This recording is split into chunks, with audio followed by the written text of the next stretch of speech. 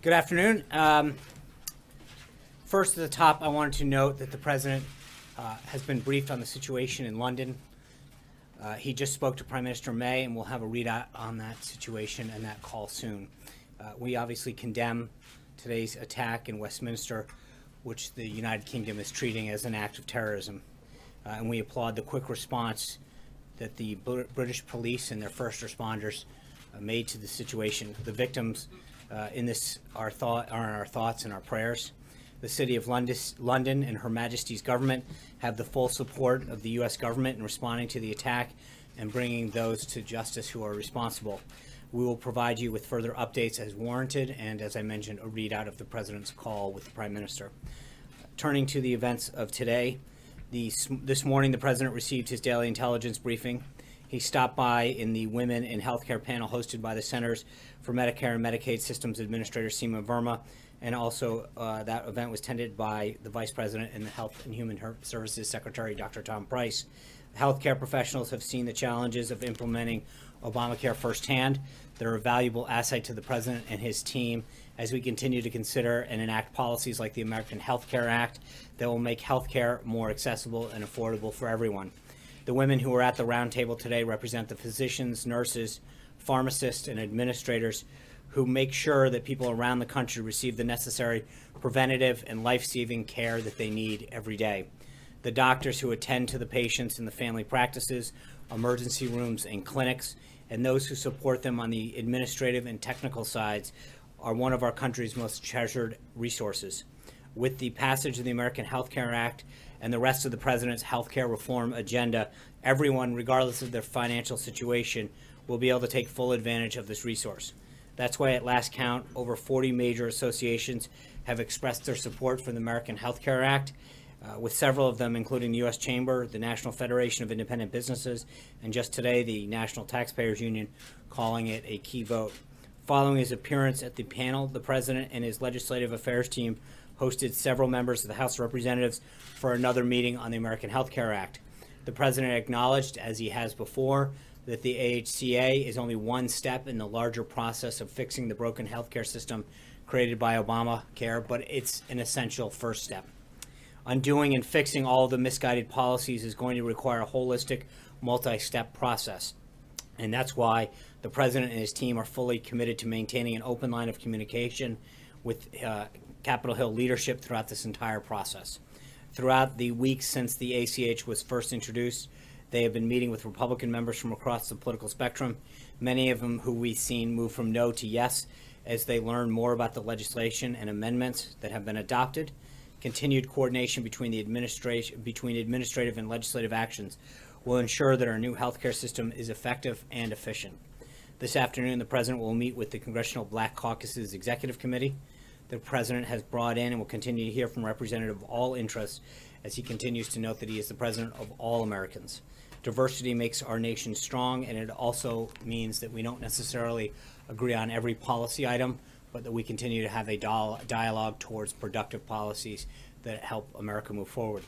The President looks forward to discussing the CBC's policy priorities and finding ways that they can work together where those priorities align.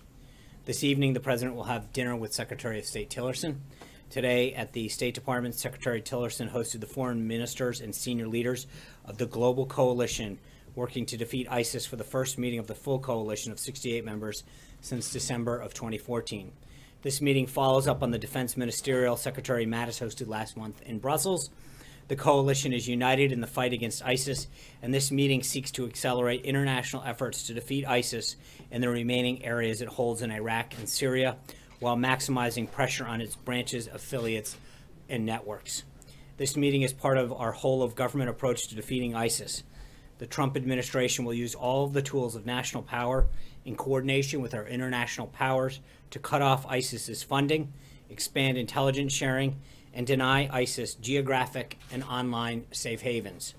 Also today over on the Hill, Judge Gorsuch, in his second day of questioning by the Senate Judiciary Committee, during his nearly 12 hours of questioning yesterday, now at least I know how someone else feels, The judge continued to prove himself an enormously qualified jurist that Americans will all be proud to see on the Supreme Court. It's not surprising that Senate Democrats are failing to gain traction for any of their pot shots and opposition to Judge Gorsuch. There's simply not enough politicizing in the Senate Democrats can do to hide the fact that Judge Gorsuch is an immensely qualified and thoughtful jurist with a lifelong dedication to our Constitution. A few administrative notes before I take your question. Last night, we formally announced that the President will travel to Brussels for the May 25th meeting of NATO heads of state and government. During this meeting, the President looks forward to reaffirming our commitment to NATO and discussing critical issues to the alliance, especially allied responsibility sharing and NATO's role against the fight against terrorism. The President will also host NATO Secretary General Stoltenberg to the White House on April 12th. Today, the President declared major disaster exists in the state of Wyoming and ordered federal assistance to supplement state, tribal, and local recovery efforts in the areas affected by a severe winter storm and straight-line winds that occurred in February. We also announced that the President will deliver this year's commencement address at Liberty University on May 13th. The President's proud to call Liberty's President, Jerry Falwell, his wife Becky, and their entire family as friends, and looks forward to celebrating the success of this amazing graduating class on such a momentous occasion. Finally, a few minutes ago, many of you may have seen that the chairman of the House Intelligence Committee, Devin Nunes, gave remarks on the surveillance collected on individuals associated with the President. Let me quote him directly. Quote, I recently confirmed that on numerous occasions, the intelligence community incidentally collected information about U.S. citizens involved in the Trump transition. Details about U.S. persons associated with the incoming administration, details with little or no apparent foreign intelligence value, were widely disseminated in the intelligence community reporting. And third, I have confirmed that additional names of Trump transition team members were unmasked. And fourth, and finally, I want to be clear, none of this surveillance was related to Russia or the investigation of Russian activities or the Trump team. My understanding is that Chairman Nunes is coming to the White House later to brief the President on this development, and we will have a readout for that meeting once it occurs. With that, I'd be glad to take your questions. Mara. Two questions, one on Nunes and then healthcare. Is your understanding that this, none of these unmasked names were leaked? I don't know. I literally read the statement, or heard the statement, came out and briefed it. It was wrapping up as we were beginning this. Okay. Today, in the pool spray, the President said, keep your doctor, keep your plan. Didn't work out that way. You didn't get your doctor, you don't get your plan. This is one of the reasons we have to repeal Obamacare. Is the President assuring people who currently like their plan or like their doctor that under the American Health Care Act they can keep their doctor and their plan? Well, that's the hope. And what I mean by that is not to be cute, but last time they were promised something that didn't turn out. I can't promise something that a doctor stays in a plan or a plan stays there. But that's a bit different. We understand that we're letting market forces come into play here. Competition. Doctors can change what insurances they take. Plans can come in and out of markets. What I think we can be assured of is a couple things. One is that currently, under Obamacare, premiums are set to continue to skyrocket. We've seen an average of 25%. We've noted before in Arizona, they've gone up 116%. I think there's no question that the additional competition and amendments that have been brought into this discussion will help lower the trajectory of that. Number one. Number two is I think that there's going to see greater choice. So I think those are the things that we're willing to talk about being part of this plan, because you can't. Where they erred last time is went out and made promises that they couldn't keep. And I think that one of the problems that they did is that they've tried to suppress market forces and competition, and instead of lowering costs and increasing choice, which is what they sought to do, it did the opposite. So that's where this is headed, and I think that's important. John. Thanks a lot, Sean. On the AHCA, Mark Meadows, who appears to be a firm no in terms of his opposition to the replacement bill, said that 25 members of the Freedom Caucus are opposed to this replacement bill. Do you dispute those numbers? I'm not going to share our whip count. I know we saw Lou Barletta, who was a hard no, come out and say he's yes. Steve King, I believe, had been a no. He's a yes. Member by member, we're seeing tremendous support flow in our direction, and the count keeps getting stronger for us. So I'm not going to start to get into yes or no's, but I would just say that, former Congressman Mulvaney, now Director of OMB Mulvaney, who is a leader in that caucus, has been a very strong advocate of this policy. As you know, he's been up on the Hill talking to his former colleagues, assuring them of the effort and why the process has to go the way it does. But I'm optimistic in the sense of what we're seeing and the trajectory that this is going and the number of votes that are flowing our way, not the other way. And on the confirmation hearing for Judge Neil Gorsuch, I have not seen any Democrat come out in support of Judge Gorsuch just yet. Do you anticipate that you'll get Democratic support on this particular nomination? I hope and believe so. I think that there have been several that have been spoken very positively. I think he's been extremely impressive throughout this confirmation process. And you've heard members, both in the Senate, on the committee, and then a lot of outside voices comment on how well he's done, how qualified he is. And I think it's tough for anybody to say that he's not immensely qualified for this position. Alexis. Sean, related to Congressman Nunez, can you explain why the White House has agreed to meet with him at all about what his findings are? And the reason I ask that is because the minute that Director Comey said that there was an official investigation, it might appear as if the White House is interfering with the investigation, and Congressman Nunez should present his information not to the White House, but to the FBI. So why is anyone here at the White House agreeing to meet with him about his findings? We'll have a readout for you after that meeting. I think he did this press conference. He made the announcement that he was coming up to see the president to share these findings. I don't know who else he shared them with. I don't know, to your question, I don't know if he's briefed anyone else on it in terms of the intelligence community, either Admiral Rogers or Comey, or whether this is something they shared with him. But I think as after the meeting, hopefully, depending on the classification level, we may be able to share more on that with you. Can I just add, is the president concerned at all that there will be an appearance immediately today that he has interfered with an ongoing investigation, whether it's a congressional investigation or the executive branch investigation, by meeting privately with a congressman who says he has information? So let me get this straight. Number one, we asked, as you know, 2 weeks ago, we said this is the appropriate venue. Number two, you guys have asked us over and over again, why aren't we meeting with certain individuals? The chairman of the committee, that one of the two committees that we asked to look into this, wants to share his findings. I don't, or what he knows. I think that is exactly how we've talked about this working. But I would leave it to Congressman Nunez to come up and to brief and share his thoughts. I don't know what his plan is. Obviously, he briefed the media before he briefed us.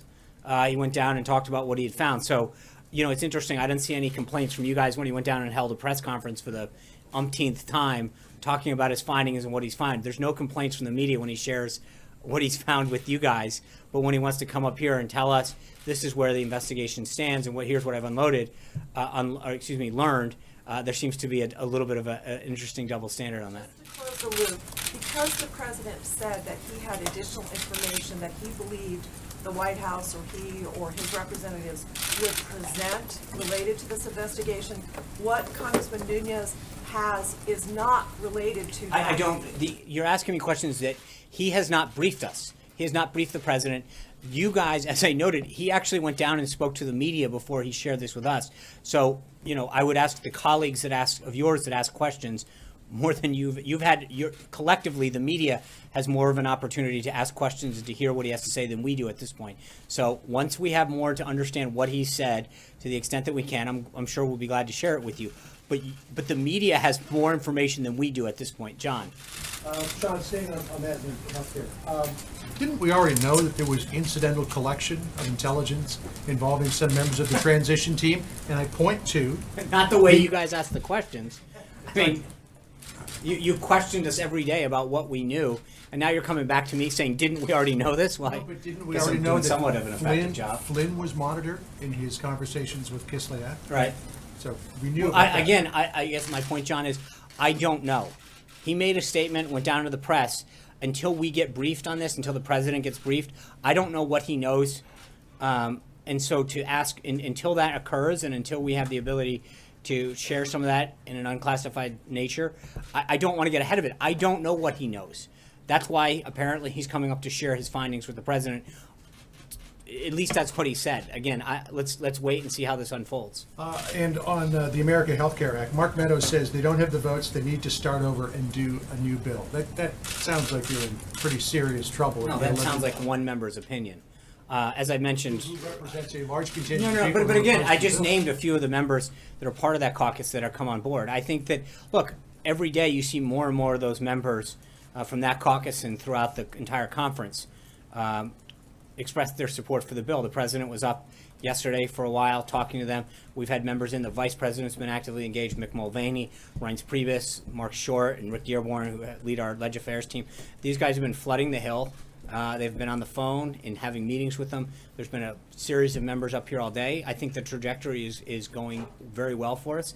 And And Heritage Action says you can easily fix this bill simply by removing the regulatory framework, the tax credits, and all of that, and you'll get massive buy-in from conservatives. But can you do that? There's Can you certain make it constraints that we have in the reconciliation process.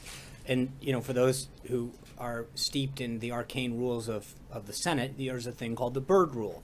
And it does not allow policy to be created. It has to do with the budgetary nature of that vehicle to get to that's sustainable at 50 votes. Right now, there are certain things that I think a lot of people would like, but that will not potentially get ruled in order by the Senate parliamentarian. So I understand what people want, but I think that we have created a vehicle to get this done. This is the only way that we will repeal and replace Obamacare. And again, I think people have to recognize that there is a three-step process to doing this. This is exactly how the Democrats enacted it, and this is exactly how we will unwind it and implement a much better system. That's it, plain and simple. Margaret. Sean, I know you can't get ahead of Nunes, but what he said was incidental legal surveillance using a FISA warrant, which would No, that's not. suggest- He didn't. I don't believe he said FISA warrant. He did. Did he? Okay. He did. And that's why I'm asking this question, which is, does the Trump administration have the presumption that foreign leaders or foreign nationals will not be surveilled when they are in contact with No, Trump? again, as I said, I don't want to start talking or guessing what he may say or may not say or explain this. I think that we will have more information, or I hope to have more information, once the president is briefed, and to find out, what else has gone on in terms of additional information on this. But I do think it is a starting revelation, and there's a lot of questions that need to get asked. I think it's interesting. All of the questions are in the presumptive negative towards us, as opposed to, why was this taking place? Why were people surveilled?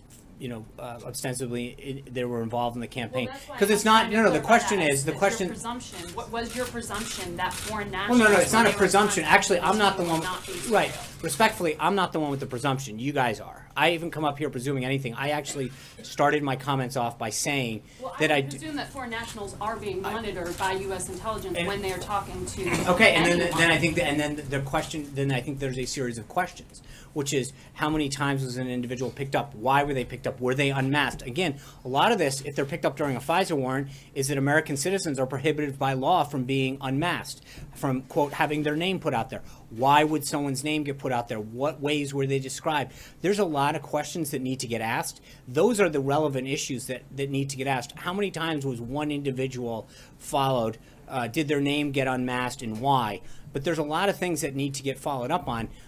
We're not at that position yet, as I've said now multiple times. The chairman's going to come up here, brief the president. I don't know to what extent and to what detail, but hopefully as we move forward, we will have more. Is this what you've been, because you've said there's more information to come, Is this what I you're don't know. gesturing towards?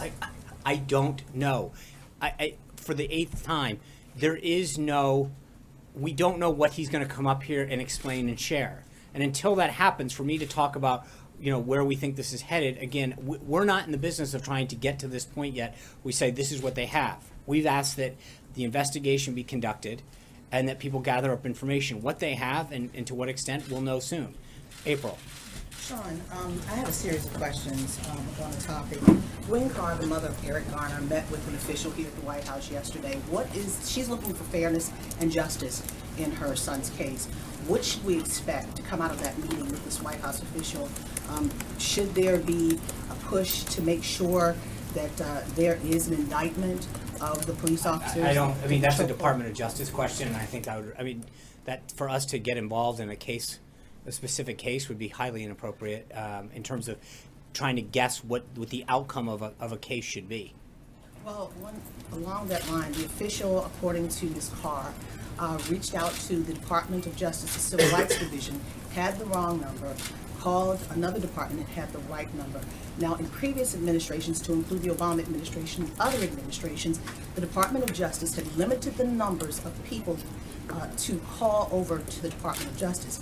Has the Attorney General, this Attorney General Sessions, changed that memo? What has he done in reference? Well, it would have to be reissued. That's a separate issue in terms of every Attorney General issues a memo going back to, I think Mukasey was the first one that maybe post-Watergate. I'm trying to remember who issued the first one, but it has been a practice of, I think, almost every Attorney General to issue a memo spelling out the procedures that officials in the Justice Department contact the White House and who they can contact and the nature of which and what their exceptions are, et cetera. Those memos get crafted by each administration, by each new Attorney General.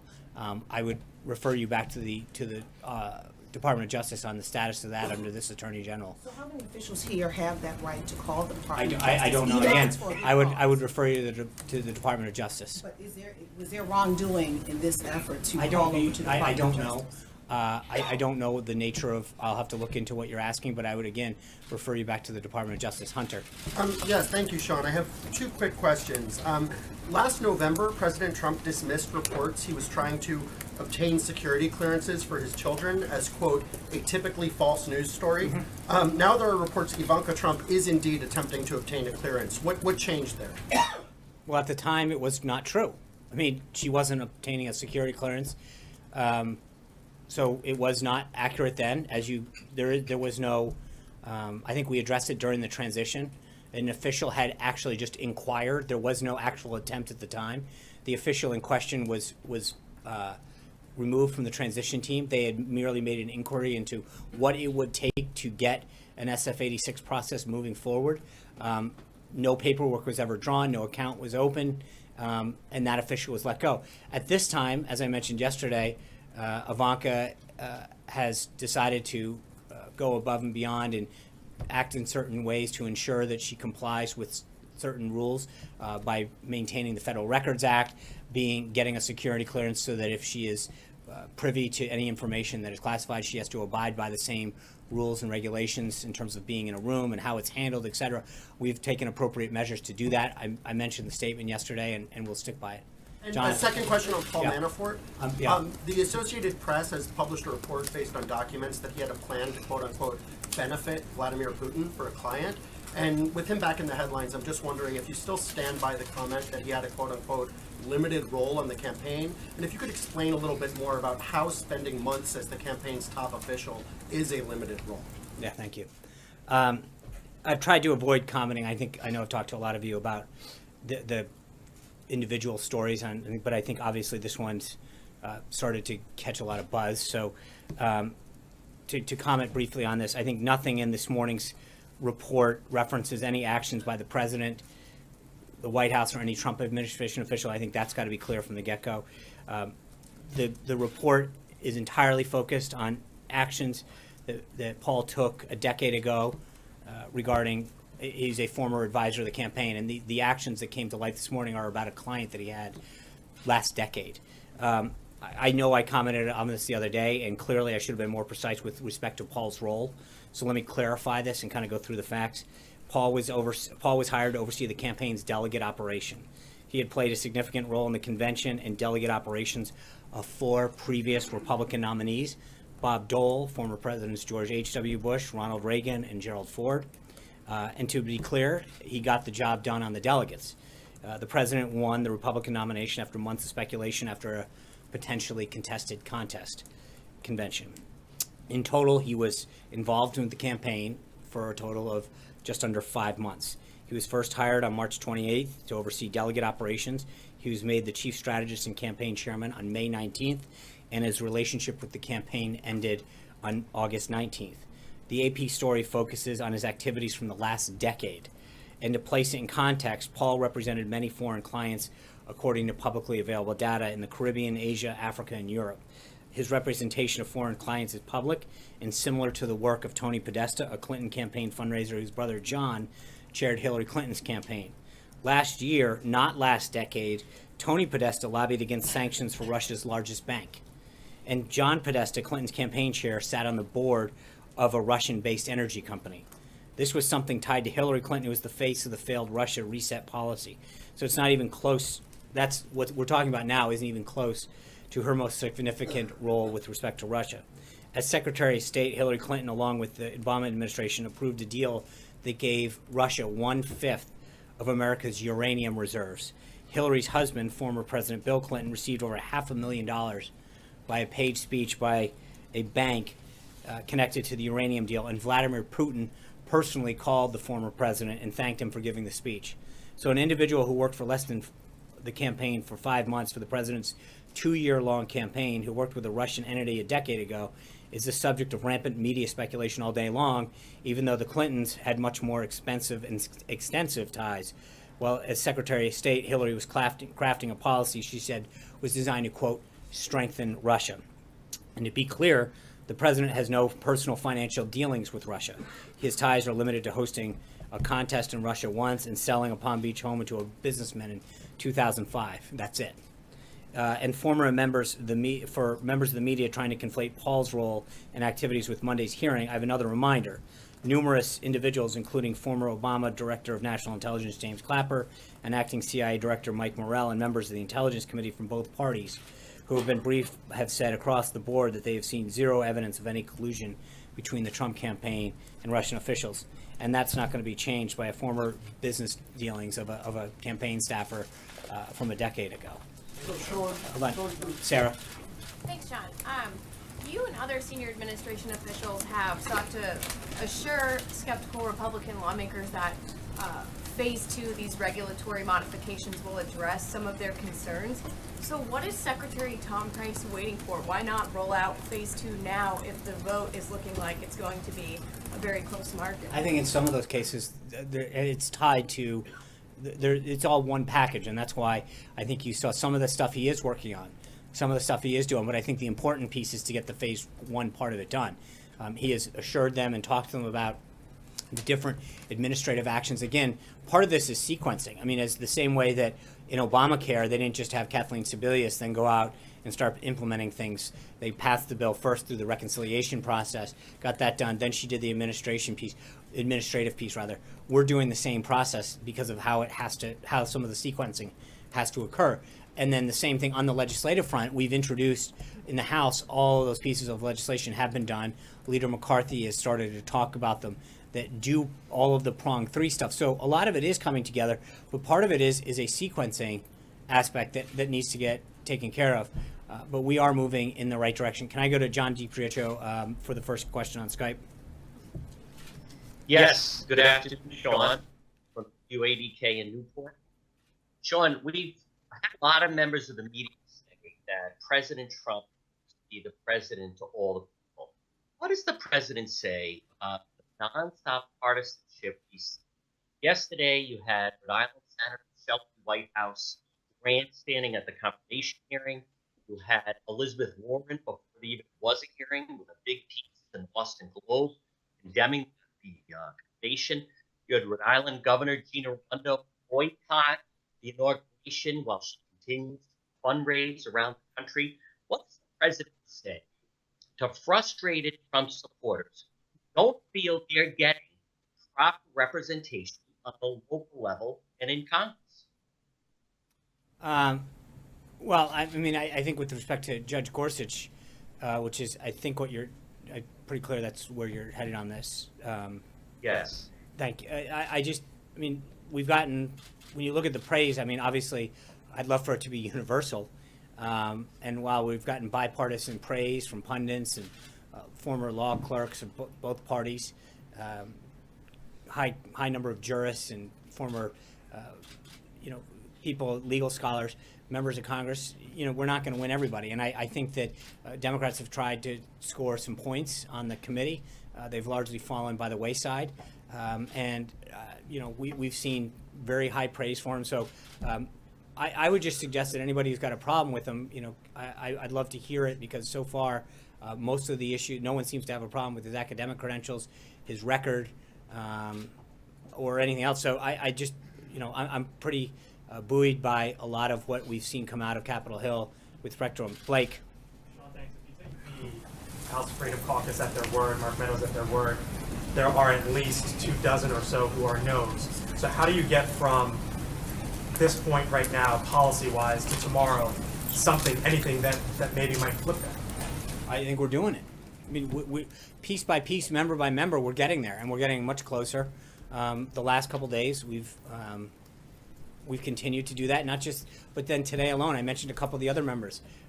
Slowly but surely, we're getting there, and I feel confident that when the vote comes up, we'll have the votes. And let me ask you today, Patrick McHenry, Congressman, Deputy Whip, described the president as members of Congress were coming in here to the White House as the closer. Do you embrace that label? He is the closer. Do you embrace that label here as it relates to healthcare? Absolutely. Aisha. You just said that you're confident that the healthcare bill will pass tomorrow. I wanted to get a sense of how confident you are. I don't know if you want to rate it, the percentage on it. Like, how confident are you that the bill will pass? And if it doesn't pass, is there a plan B? Like, No, there's no plan. I mean, there's plan A and plan A. We're going to get this done. And so you're confident, 100% confident? We're going to get it done. That's it, plain and simple. Thanks, Sean. I know you said you didn't know what information you're going to find out today from Chairman Nunes, but my question for you is, when did the president know about this surveillance that the congressman brought up today on Capitol Hill? He spoke late last week about we'd find out more information that would support these wiretapping claims. Is this the information he was talking about? Until Chairman Nunes briefs him, we don't know what he knows versus what the president been made aware of, and so how that jives, I don't know. I hope to have more for you later. And a quick follow-up on healthcare, just a quick follow-up on Aisha. Does the president believe the healthcare bill will pass the House tomorrow? Yes, Jonathan. Two questions on Paul Manafort. Did the president know that he had worked to advance Putin's interests previous to becoming the campaign chairman? No, I don't think the president was not aware of Paul's clients from last decade. But no. Is that a problem? Like, you know, now that all this is coming out, and there is but a lot of what is scrutiny. coming up? What else don't we know? I mean, where he went to school, what grades he got, who he played with in the sandbox. We didn't know I mean, that Michael Flynn was okay. Thanks, Peter. I'm having an answering question. all part of the conversation. No, you're not actually. The answer to your question is, I think to talk about someone having a client from 10 years ago that had a consulting company with clients from around the world. Got paid millions of dollars to advance Putin's interests. I mean, that's I don't know nothing. what he got paid to. If you listen to what Paul's... the documents Hold say- on. I understand. I'm going to answer your question, if you give me a second. That he was a consultant. He had clients from around the world. There is no suggestion that he did anything improper but to suggest that the president knew who his clients were from a decade ago is a bit insane. He was not a government employee. He didn't fill out any paperwork attesting to something. There's nothing that he did that suggests at this point that anything was nefarious. He was hired to do a job. He did it. That's it, plain and simple. I'm just saying, given that it was such a focus, and you brought it up just then with Hillary Clinton, that that these were corrupt arrangements, and the Clinton Foundation was described as a criminal enterprise, and there was all this discussion of Russia, and you've correctly There's a brought big up that it difference was more- between I there was understand. dollars. I'm not conflating the president. I'm just asking: is he disappointed now that he's found this out? That there was Found this, out what, Jonathan? That he had a client for a lot of money. in the past decade. He had a client, and you're worried about what? That he held. I mean, He was doing work to advance. I don't know what Putin's work he was interests. doing. So to suggest that just because he had a client in the past decade, that no one's suggesting was anything improper. He was hired to count delegates, which is what he did, and he was successful at it, as he had done for George Herbert Walker Bush, Gerald Ford, and Bob Dole. He was hired to do a job, and he did it fine. So, Stephen. Sean, why did the president fire Paul Manafort as campaign? Well, for two reasons. One is I think that there were some issues coming up with his ties to Ukraine that were becoming a distraction. And secondly, he was, I think, 16 points down at the time.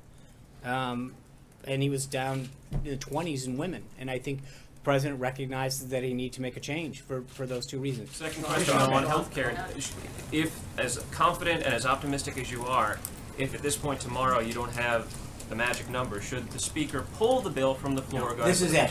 If you want to see Obamacare repealed and replaced, this is the vote. This is the time to act.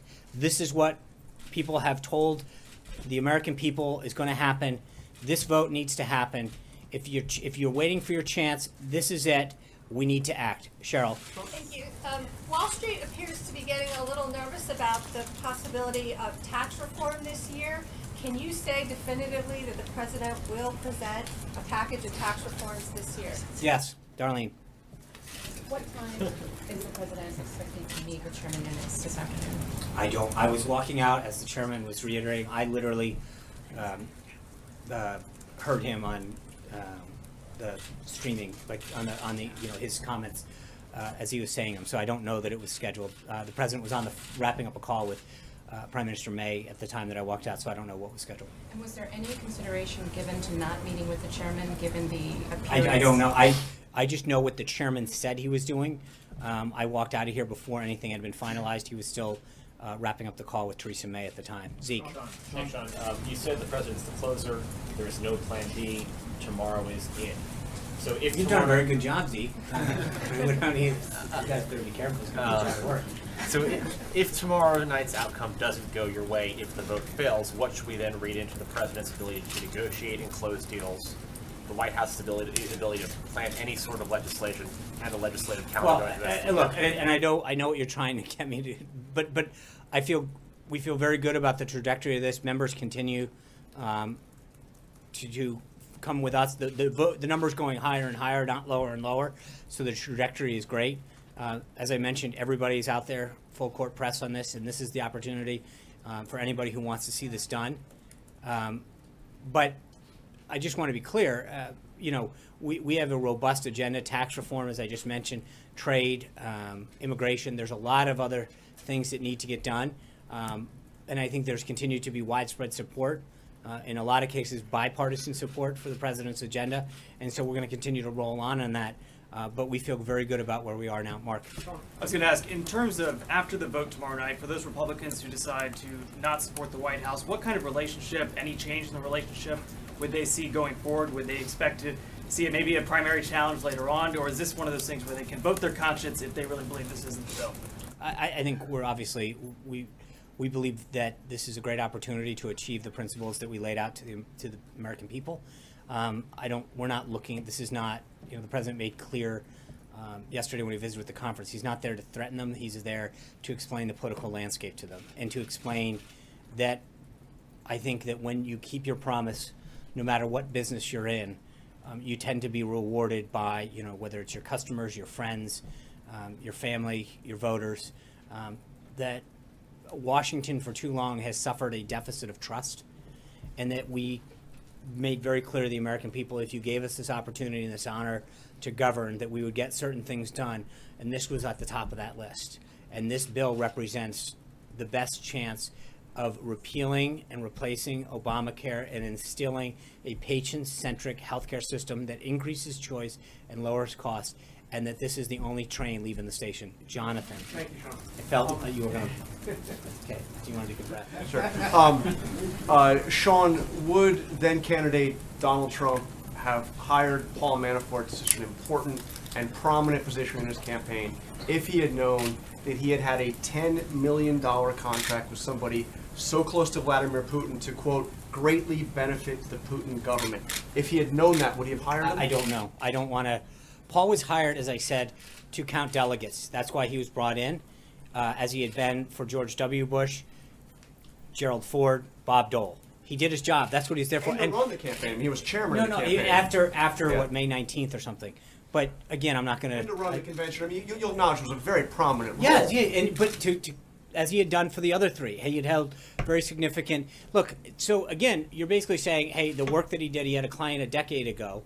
Would he have? I don't know the answer to that. $10 million to promote the interests of Vladimir Putin. I don't. The answer to your question, I don't know. To look back right now and to say, if we knew now what we know then, would we have done things different? I don't know. That's a question that the president would have to weigh at the time. But he definitely didn't know.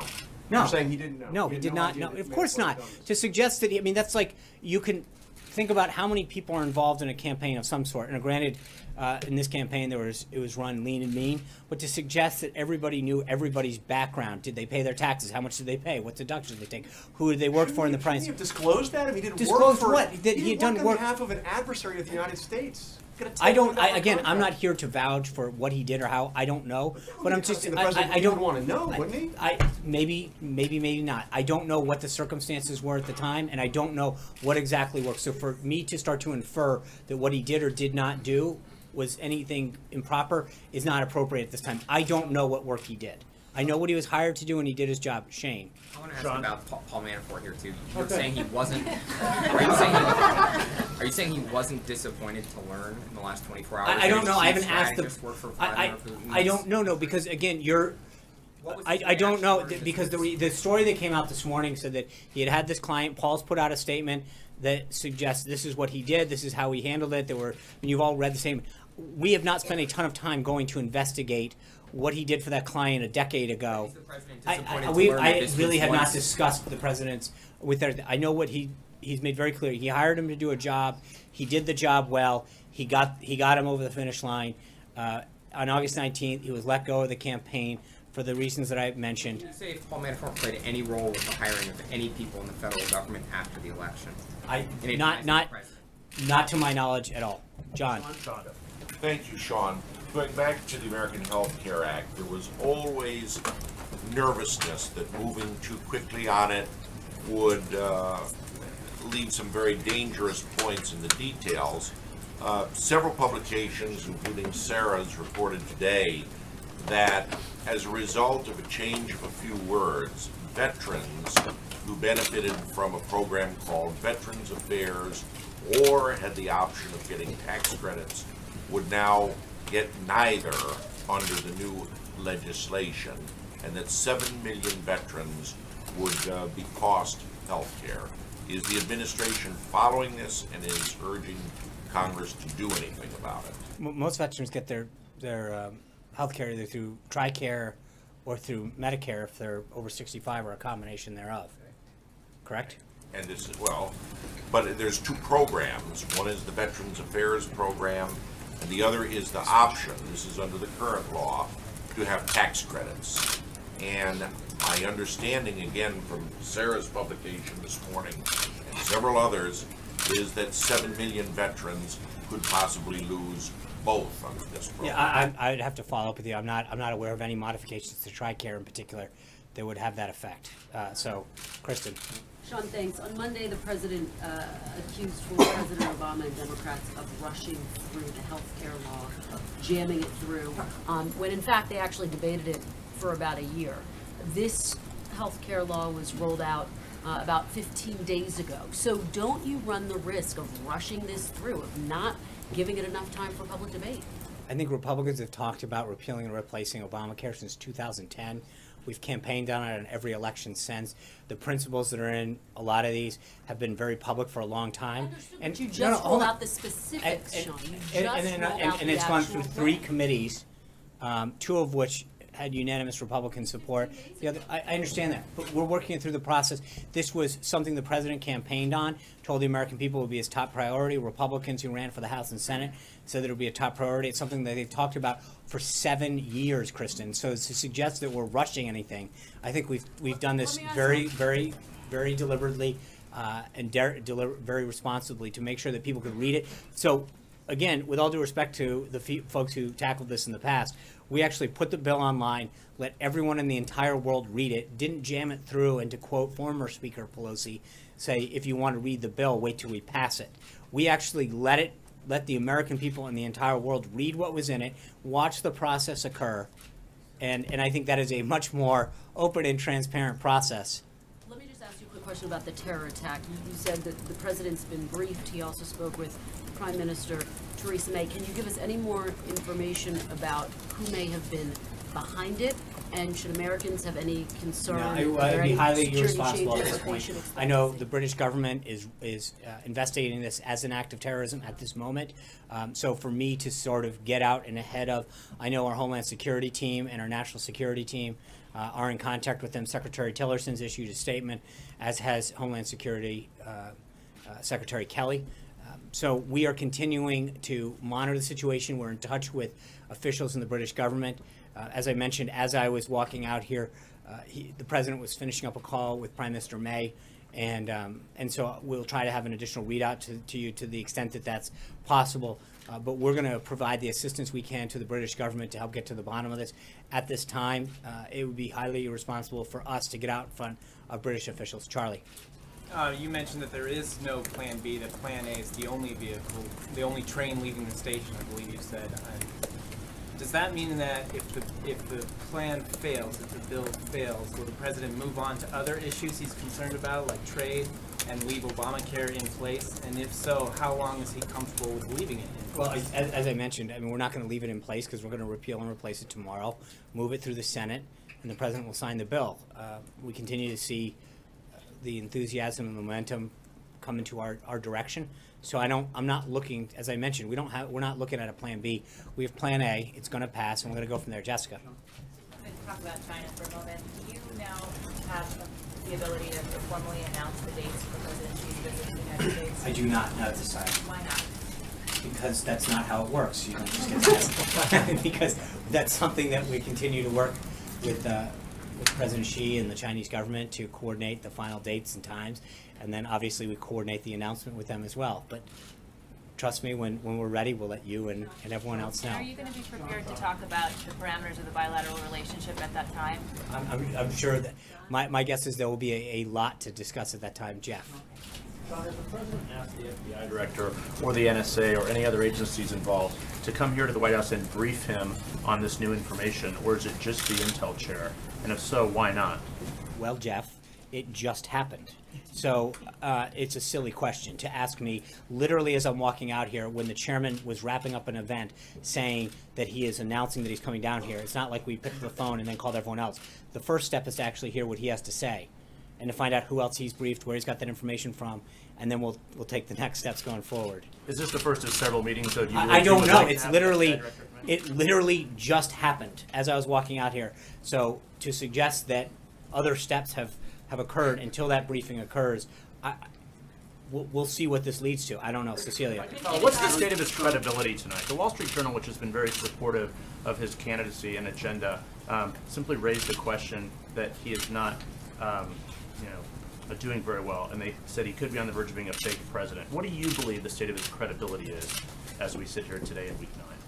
I think the president has made several promises to the American people, and he's kept them. He appointed Neil Gorsuch as a judge, which was one of 20 people on a list.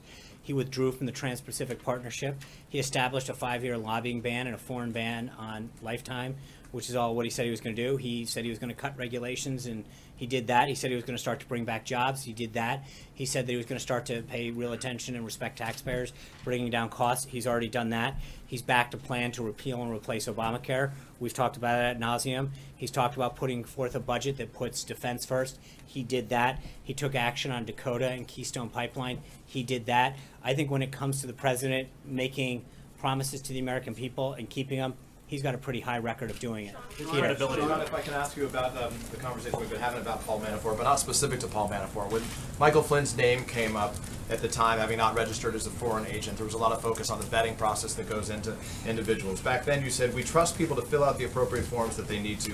He has been referring to the president, he has been very committed to making sure we institute high standards here and we're held to them. So given your words, is it sufficient to trust the information that the people you hire give you? And can you say with certainty right now that there isn't anybody else that's working in the interests of another foreign government, working for this government right now? It's a good question, Peter, because there's a big difference between working for a campaign or an entity where there's no forms to fill out. When you work for the United States government, especially here in the White House, you fill out a security clearance form, you fill out an employment form that asks certain questions under the penalty of law. Those questions, hold on. Flynn still got through, I guess. No, well, but again, he filled out forms under the penalty of law. I don't know what was on his forms or what not was on his forms. Remember, what the president let him go for was not being truthful to the vice president, not necessarily for what was on a form, which I do not know what he filled out or did not fill out. If somebody fills out a form here, an SF-86, their security clearance form, or another employment document, and lies on that form or misleads, then they're going to face the penalty of law on that. That's a big difference between saying when someone was hired on a campaign or another entity that they should disclose everything in their past, whether or not they, who their clients were, what. But again, I mean, if someone presented a resume and it was faulty, sure, I think that if that was as you recall, there was another person during the transition that was named to a position that was discussed as not being truthful with some of their works. We let them go. That was people write things, they have jobs, they describe themselves in certain ways. And every time that I'm aware of that we've had an incident where someone has not been forthright and truthful, we've let them go. But when you work for the United States government, you actually fill out security clearance forms, employment forms under the penalty of law. None of those cases occurred in the past, and to dredge up someone's work from a decade ago, it's not that Paul wasn't truthful, just to be clear. You're trying to conflate something that's not there. You're trying to make the accusation that somehow he was dishonest or distruthful. No, you are. I'm not asking about Paul Manafort at all. Who are you asking about? In fact, what I'm asking is, can you say with certainty that right now that there's nobody working for this White House that is presently working in the interests of a foreign government? I can tell you that every form has been filled out. So you trust that there's absolutely. You've got to. I mean, people are filling out forms. So to sit here and ask me whether I can vouch for whatever it is, a few hundred people that have filled out everything, that would be ridiculous for me to stand here and suggest that I possibly could. What I can tell you is under the penalty of law, every single person has filled out a form that is being vetted by whatever level of classification that they need to get by the appropriate law enforcement agencies or HR entities. But I can't prevent somebody from fully disclosing everything on their taxes or filling out a form. What I can tell you is that if there's an instance brought to our attention where someone has misled it, either they will be referred to the appropriate law enforcement agency or dismissed, or appropriate action will be taken. But yes, there is no tolerance for that. And then very quickly in regards to Devin Nunes and the fact that he's going to come today and the comments that you began the briefing by telling us. On March 4th, the president tweeted, "How low has President Obama gone to tap my phones during the very sacred election process? This is Nixon Watergate, bad or sick guy." Does the president stand by his statement that President Obama is a bad or sick guy? I think the president's tweets stand for themselves. So We've he talked thinks about he's a that. bad Hold or on. sick guy? I'm going to answer the question. Okay, thanks. Well, you said it stood for itself. I know. I think the president's tweets speak for themselves. As for the rest of the tweets, let's see, as we've mentioned before, how this process evolves and what information we can further gather out. Thanks, Sean. On the executive order on energy independence, that's been delayed for several weeks now. Can you Hold on. How do you? Why would it be delayed? We never announced something. Well, your office said that it was going to be released several weeks ago. It wasn't, and then there were reports consequently that said it would be released, and it hasn't been. So can you give us? I don't. With all due respect, I don't believe I ever announced that that was scheduled to come out. Okay, can you tell us when it will be released? No. And can you and also in it addresses the Clean Power Plan, which is the Obama era climate change regulation, and there is apparently no replacement opportunity in that executive order. I'm going to cut you off here. We've discussed executive orders in the past. I've told before, until they're ready to be announced, I don't comment on the scheduling or the policy question. I know it is, but you're asking me the contents of it. It's not a policy No, question. this is. I just haven't been able to finish my Okay. question. Thank you. So apparently there's no replacement for it. That is the answer to a Supreme Court ruling in 2007. Does the administration feel that it is legally bound to regulate greenhouse gases? Let's wait and see what the executive order says or doesn't say. I don't want to get into. I understand the question. I'm not getting ahead of this at this point. Sean, will President Trump hold a news conference on the attack, and also on his upcoming travel? Do you have any guidance on other rallies that he may have? Because that's where he sends his message out to the American people, including social media. He sends his message out in a lot of ways. I would, if there are rallies, then I would refer you to the campaign website to get updates there. As for future press conferences, stay tuned on when the next one's going to be. Sean, when you learn that the members of the president's team may have been in contact with someone who the intelligence community and a federal judge has deemed to be a little bit dodgy, does that give you any pause at all? Who are you referring to? The people who are subject to the FISA order. So I'm sorry, can you rephrase the question? It's a reference to Nunes. Members of the president's team, whether it's the transition or the campaign, are said to have been in contact, been picked up by when they were in contact with Right. someone who was the subject of a FISA audit, does that give you any pause at all? I don't know. Given the things that you haven't known before about Manafort and Flynn, etc. Not until we know further details. I think to get ahead of what we suggest, what we know. I don't until we know what the chairman's going to brief him on. For me to suggest what he is going to reveal to him about whom and when and how would be inappropriate at this point to comment on. I'm going to go to Elizabeth Crisp out of Baton Rouge, Louisiana. Hi, Sean. Thanks. Last year, Louisiana suffered one of the worst flooding disasters in our nation's history. Today, thousands of people remain displaced and communities are struggling to rebuild. With support from the Obama administration, the state received about $1.6 billion in flood assistance through the CDBG program. The state's seeking $2 billion more federal aid, and our governor has asked for President Trump's support. So my question is twofold. What is the Trump administration's position exactly on the federal government's role in long-term disaster recovery efforts? And also, can Louisiana count on this administration's support for additional flood recovery assistance?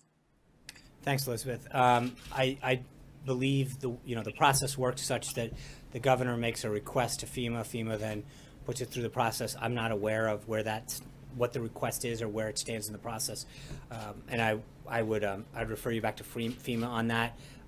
This is actually this is aid separate from FEMA. Okay. It's the long-term part. Okay, so I know that the budget that was just presented allows for substantial funding for humanitarian assistance, including disaster, refugee program funding in priority areas. I think at this point, the budget process has just kicked off, and we will now, begin the process of working with Congress on watching them draft a budget and talk about our priorities and where they go forward. The president will have a full budget out in May, and so that would be an appropriate time to do that. But I would refer you back to the governor at this point and figure out where that stands in the process. Cecilia? Can you say today with certainty that Paul Manafort never tried to pressure or encourage the campaign to take on a more pro-Russia position on any issues? Not that I'm aware of. I can't, but there's nothing that suggests that was the case. And on Nunes, from what you know about what he has said so far, is the White House viewing this in any way as vindication on the president's wiretapping tweets? I would refer you to his comments specifically. Until we know what he's going to brief the president on, I don't want to have to get ahead of this. I think, obviously, the suggestion that he made that people were what they call unmasked, meaning that an American citizen who's caught up in a surveillance has, by rule of law, has their name protected. The idea that individuals' names were unmasked and let known raises serious questions. Why was that name unmasked? What was the intention of doing that? There's a lot of questions that I think his statement raises, and I hope that we can continue to get to the bottom of. But right now, we're not there yet. I think that there are a series of questions that need to get answered as to what happened, why it happened, and hopefully we will be able to share more with you going forward. Todd? Thanks, Sean. On the border wall, the president's budget blueprint calls for a couple of dozen lawyers who are going to be dedicated to acquiring land. And I think people are wondering just how aggressive the eminent domain effort is going to be and how that squares with respect for private property rights.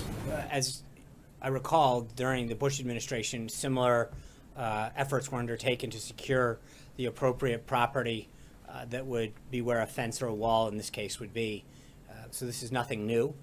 This is the government doing what it has to do to protect its borders. I think there's nobody in America, and I dare say the world, that didn't believe that the president was committed to building a wall. And I think that we're going to take the steps necessary to fulfill that promise to make sure that we have to. So I know that the steps are starting to take both in terms of the funding and the administrative steps to see the president's vision fulfilled on this pledge that he made to the American people, and we'll go from there. Is there any update on how the wall will be financed?